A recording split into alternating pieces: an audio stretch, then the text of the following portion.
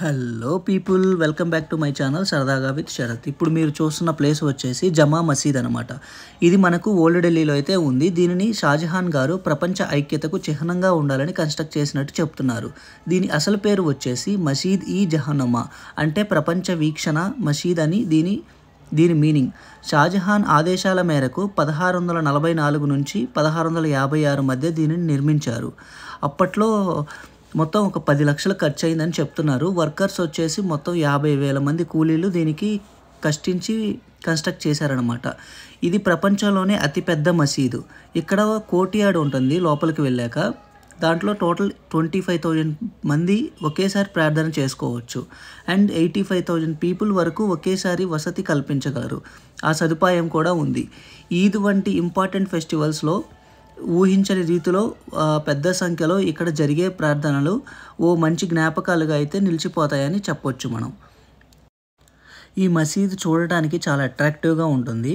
ఈ మసీద్ అయితే జమా మసీద్ అయితే 2 భయంకరమైన దాడులను అయితే ఫేస్ చేసింది. ఒకటి 2006లో బాంబ్ బ్లాస్ట్, రెండోది వచ్చేసి 2010లో కాల్పులు అయితే జరిగాయి అన్నమాట. అంత పెద్ద దాడులు జరిగినా కానీ ఇప్పటికీ మన క్యాపిటల్ సిటీ ఢిల్లీలో ప్రధాన పర్యాటకగా నిలిచింది. దీని ఎదురుగానే మనకి రెడ్ ఫోర్ట్ అయితే ఉంటుంది. ఇది ఎంట్రన్స్ అనమాట. ఇక్కడ లోపలికి వెళ్ళేటప్పుడు చెప్పులు అనేది తీసేసి వెళ్ళాలి. అంటే చెప్పులు లోపలికి పట్టుకొని వెళ్ళాలి మన చేత్తో. అది చూస్తున్నారు కదా, అదే రెడ్ ఫోర్ట్ అనమాట. దీని ఆపోజిట్లోనే ఉంటుంది. అండ్ దీని పక్క గల్లీలో చాందనీ చౌక్ ఉంటుంది అనమాట.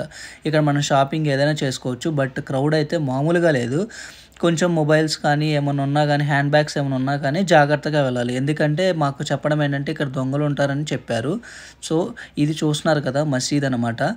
చూడండి ఎంత బాగుందో. దీన్ని కట్టడం బాగా కట్టించారు షాజహాన్ గారు. ఇది లోపల అనమాట. ఇది కోర్ట్యార్డ్. ఇందాక చెప్పాను కదా 25,000 పీపుల్ వరకు ప్రార్థన చేసుకోవచ్చు అని. అండ్ 85,000 పీపుల్ వరకు వాళ్ళకి వసతి అవన్నీ సదుపాయం కల్పించగలరంట ఇక్కడ. అండ్ చూడండి ఎలా ఉందో. అండ్ ఇది ప్రపంచంలోనే అతిపెద్ద మసీద్ అనమాట.